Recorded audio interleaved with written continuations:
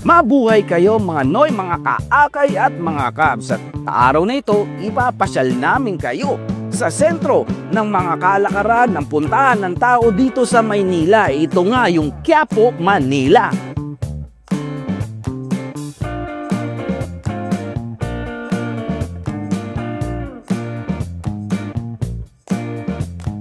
Sa loob ng 2 taon ay binisita na natin itong lugar na ito. At masasabi ko naman sa nagdaang 2 taon ay marami nang pinagbago ang lugar. Sa pagkain pa lang, naglakihan na ang mga tindahan, sa mga paninda nila nadagdagan pa. Kaya samahan niyo ako sa araw na ito upang explore natin at tingnan palalo kung ano na nga ba ang pinagbago ng mga kainan dito. Kaya mga Noy, let's get it on!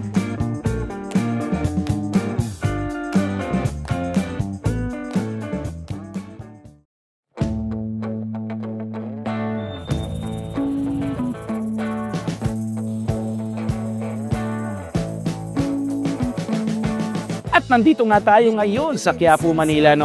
In particular dito sa nakikita niyo sa likod ko, ito yung Muslim community dito, no. At dito ang una nating stop para matikman natin yung mga pagkain nila dito. Halal, no.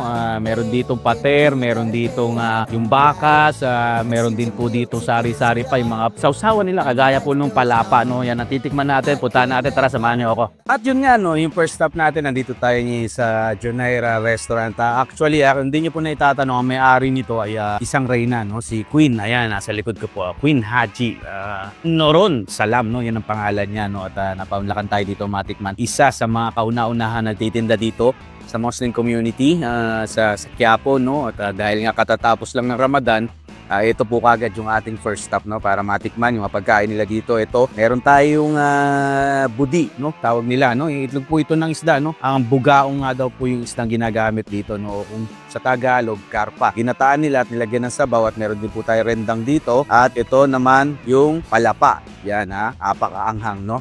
Nata natin itong budi kaagad, no. Song style, kamay-kamay lang. Ayan, no, itlog, oh. Ayan, no. Isa sa mga paboritong kinakain talaga itong itlog ng isda. Oh, wow.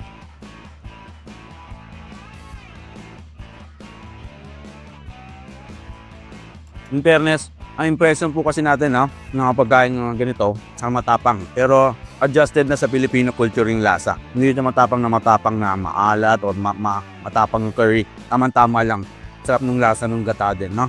So, mga rendang, beef rendang. Nangingibabaw yung sili. Medyo salty ang dating sa akin. Nakamanghang. Yun talaga, no? Ito manghang na kagad. Ito wala pa. So, normally, ninasabayan to ng kanin nila dito. Testingin na natin kagad to. Yung panilang, wala pa. Lagyan natin sa kanin. Ayan, no? Ito daw, manghang talaga to. Tama lang naman. Hindi naman ganun kayang-kaya. No? Sabayan mo nito, no? Yung palapa, pagkakain mo, wala pang tama kagad. Habang na matagal, nalabas sa ilong. Niliniscard ko po sa inyo, nalabas sa ilong angang. Masarap, nakakagana. Na nga pala, hindi natin kasama si Capcess, no? Medyo busy po siya sa kanyang good news para syempre. So syempre, tikim-tikim lang tayo dahil food crawl nga ito. Tama namin kayo sa susunod natin stop. Tara!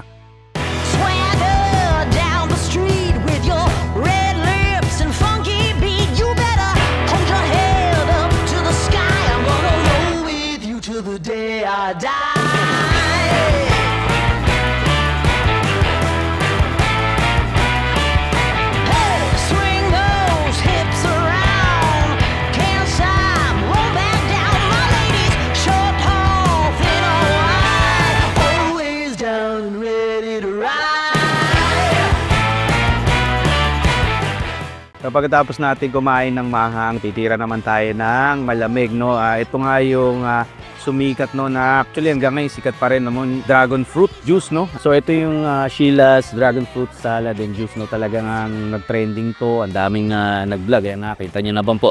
Andiyan yung isa sa mga pictures natin. Sabi ko nga sa inyo na after ilang taon na nagpunta tayo dito, meron na talaga mga naging improvement, enhancement, development sa kanilang mga negosyo. At kahit nasabi ni Kuya, meron na sila ngayon dragon fruit slurpee, no? At yun napapatikim sa atin ngayon, kuha tayo So fresh pa rin yung ginagamit nila. Ito yung dragon fruit na ginawa nilang slurpee. Meron silang flavor dito ngayon na mango at yung isa, avocado. Nakita nyo naman, meron na silang machine ngayon. Before, ito lang talaga, andito lang sa kanto yan, no?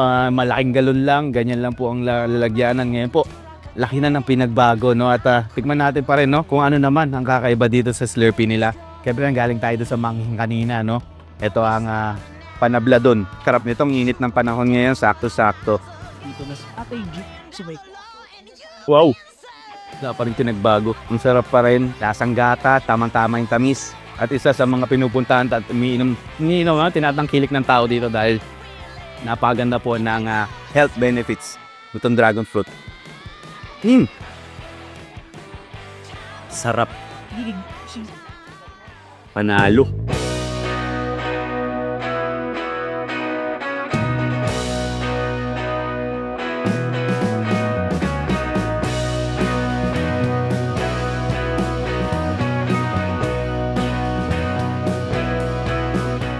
Nakakatuwang isipin na magpahanggang sa ngayon, marami pa rin talaga kumakain dito kay Nanay Rosa at lalo pa nga sa tingin ko dumami pa lalo dahil lumaki ang kanyang pwesto.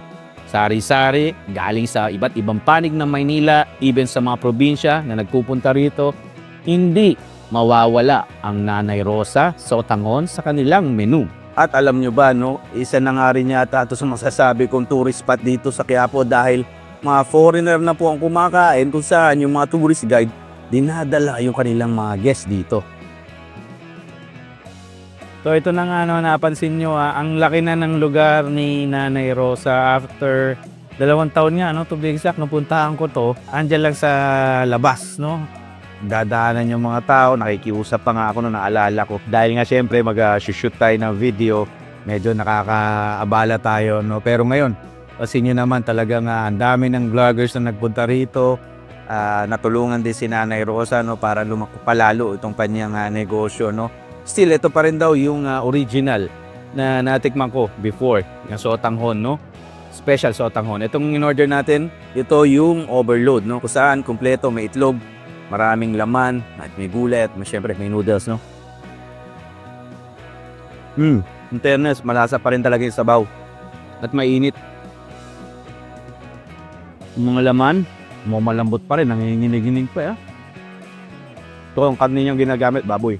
Nitong pag-ikot natin, ngayon sa Quiapo, talaga nga naman kung nasabi kong marami na nagbago, marami na na-develop. Parang pakiramdam ko pagkatapos ng pandemya, lalo pong dumaming tindahan. Yung mga street food po na mga kartilya, lalo pa nila in-enhance na kung saan may mga gimmick na rin sila. Ito siguro ay marahil din dala ng social media na napasikat itong lugar lalo. Yung Sotanghon, isa ito sa mga pinuntahan ko noon. Actually, noon pa man po marami na pumikira dito. Pagkatapos magsimba sa Quiapo, dito, kumakain, nagmimerienda yung mga tao. Nakakawag ko, tinikman ko. Sobrang sulit pa rin, masarap pa rin. Yung vermicelli nyo, but kami atsuete talagang base, kaya ganyan po yung kulay. Init. Okay. Ibang kumakain, sinasabayan nila ng lumpiang sariwa, nalagyan ng kalamansi ito. Yan po, meriendahan talaga. Pusuin ko na lang off-cam to. Salo na tayo sa susunod.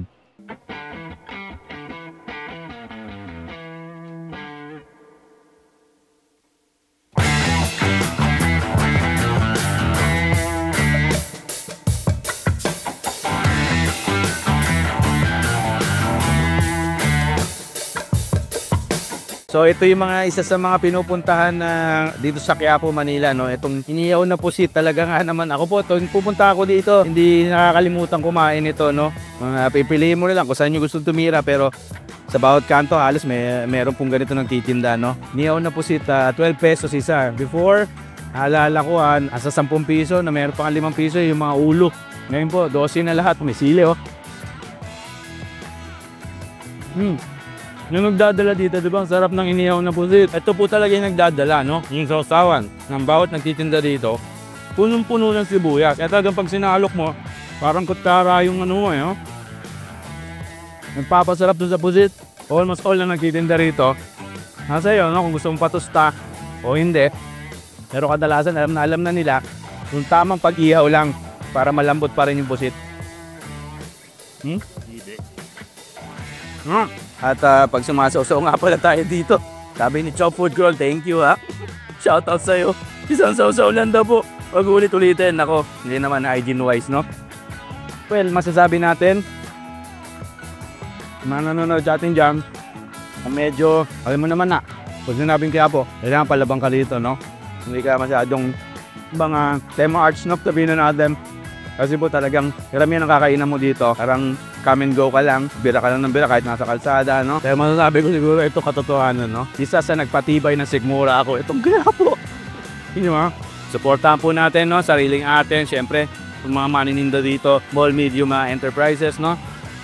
Time pa rin natin, tulungan natin ang mga kababayan natin nandito na talaga nga namang marangal na naghahanap buhay sa araw-araw.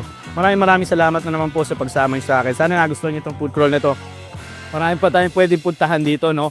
Although medyo mahaba ang oras pag kinover natin lahat ng mga napupuntahan dito sa Quiapo na mga kainan. Napakarami po, no? Na mapupuntahan kayo dito. Mabuhay po kayong lahat. Maraming salamat na naman po. At isang araw ng kaisama natin hanggang sa susunod, no? Na episode natin.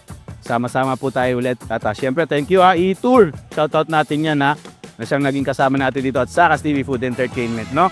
Kabs, yes, mabuhay ka. Maraming salamat. Ako po ang likod, Kuya Dex, para sa Quiapo, pagmamahal. Bye!